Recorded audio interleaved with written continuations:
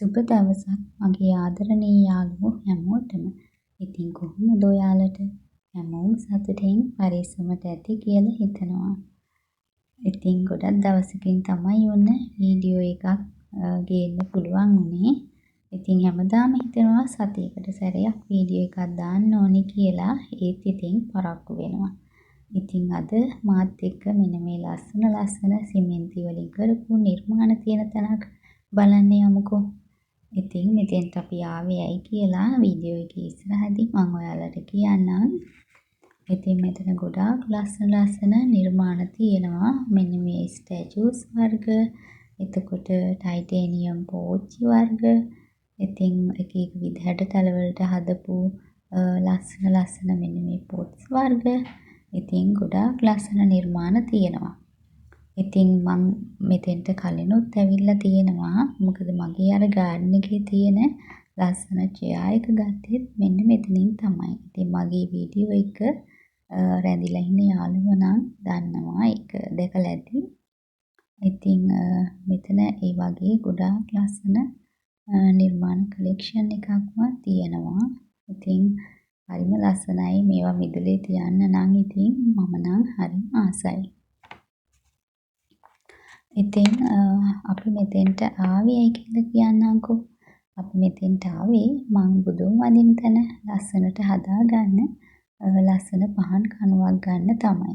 ඉතින් මෙතන මේ බුදුරජාණන් වහන්සේ තැන්පත් කරන්න තියෙන ලස්සන පහන් කණුත් ගොඩාක් තියෙනවා. ඉතින් මෙන්න මේ පොට්ස් උත් හරි ලස්සනයි නේද? මිදුලේ මේවා තිබ්බොත් ඉතින් ගොඩාක් ලස්සනට මිදුල දකින්න පුළුවන්. මම නම් ඉතින් හරි ආසයි මේ වගේ දේවල් වලට.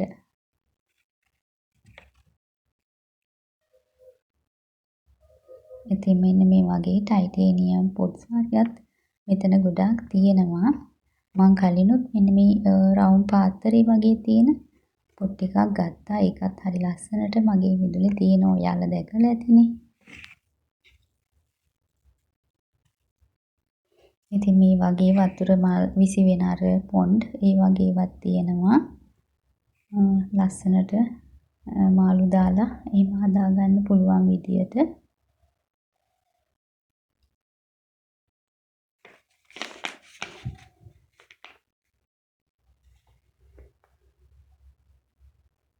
මේකත් ඒ වගේ ලස්සන පොන්ඩ් එකක් මේ කට්ටිය හදලා තියෙන.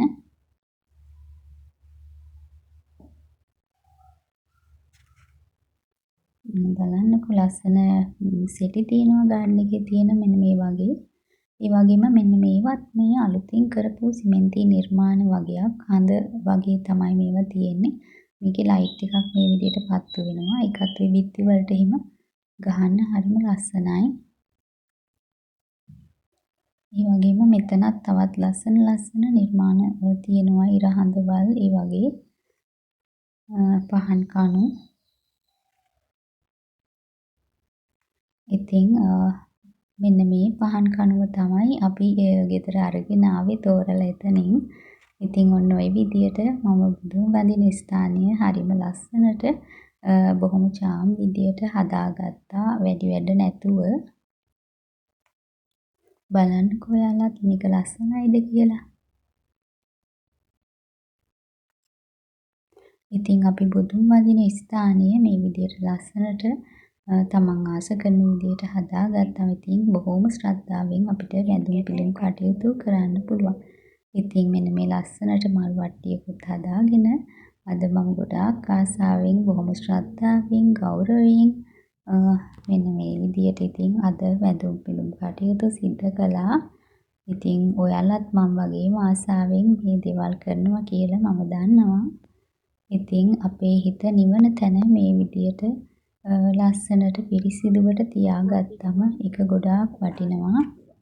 ඉතින් ඒත් එක්ක මම මෙන්න මේ පොට්ස් දෙකක් ගත්තා. එතනින් මෙතෙන්ට ටිකක් තියන්න ඕනේ කියලා මං හිතුවා. මේ පොපි ගහ තියන්න හදාගන්න ලස්සනට.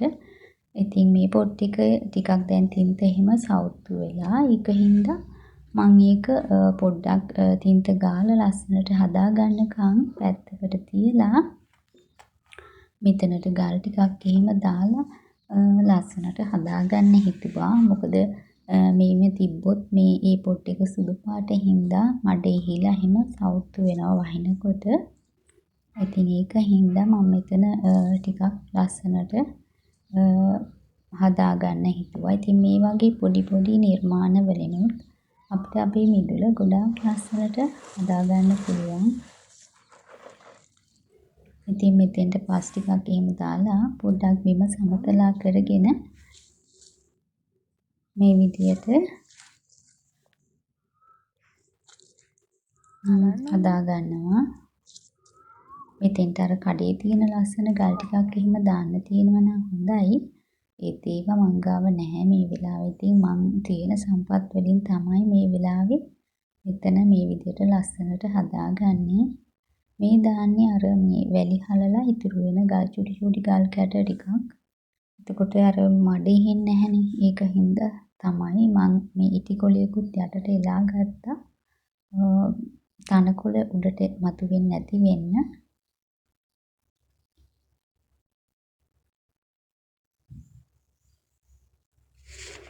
ඉතින් මේ විදියට වැලි ටික තුනිහි කරලා මේ ඉන්ටර්ලොක් ගල් ටිකත් හොඳට සෝදලා මඩ යන්න අරගෙන තමයි මේ මෙතෙන්ට තියන්නේ.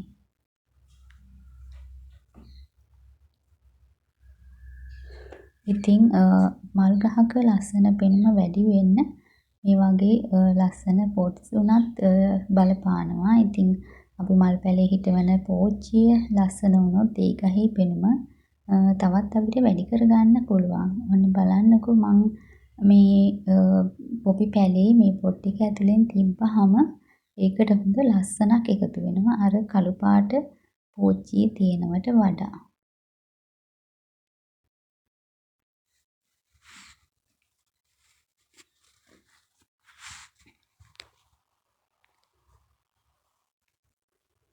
ඔන්න ඔය විදිහට ඉතින් පොට් එක මං එතනින් තියාගෙන මේ පැලේ ඒක ඇතුලෙන් තිබ්බා. මම මේවයි පස් දාලා හිටවන්නේ නැහැ.